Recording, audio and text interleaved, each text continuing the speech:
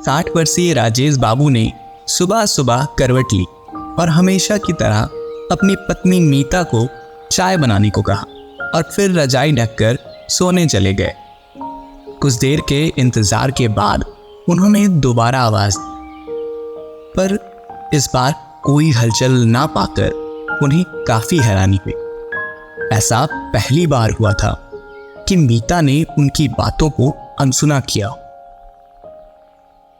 ऐसा कभी भी नहीं हुआ था। इसीलिए राजेश बाबू ने लाइट जलाई और मीता को उठाने की कोशिश की, पर कोई हलचल ना होने पर न जाने क्यों वो घबरा से गए।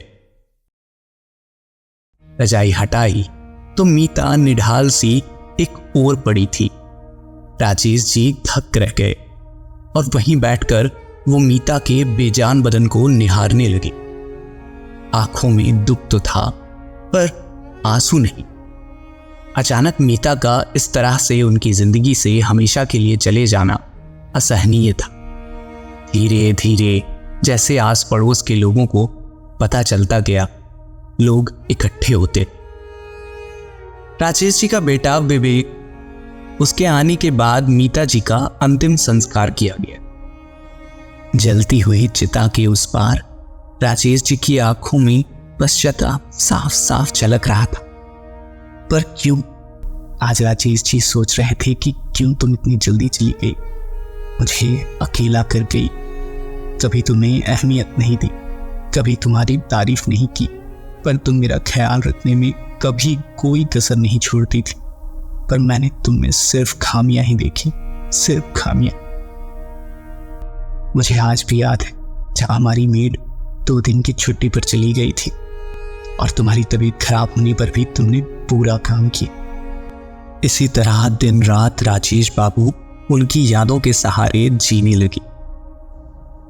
राजेश जी की यह हालत देखकर पड़ोसियों ने विवेक को सलाह दी कि वो अपने पिता को अपने साथ अमेरिका ले जाए।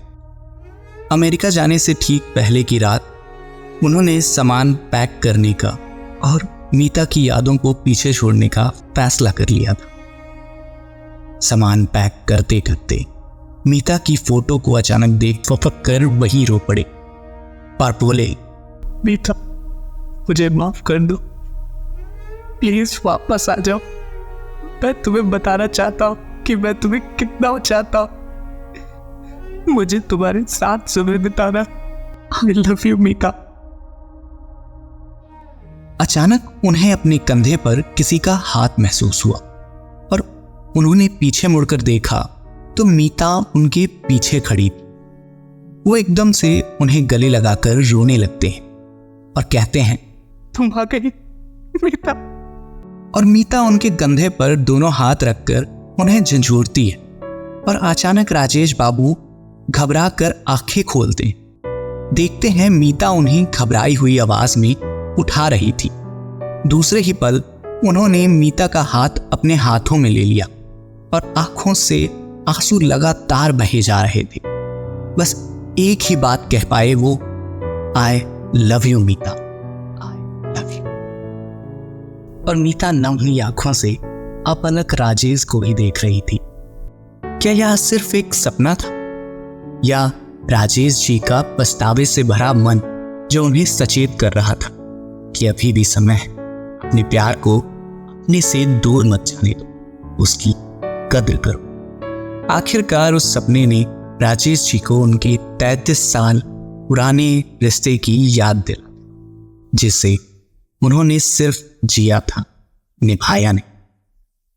तो ये थी आज की कहानी जो हमें बहुत दूर से आई, पर हम आपको उनका नाम नहीं बता सकते, गोपनीय है।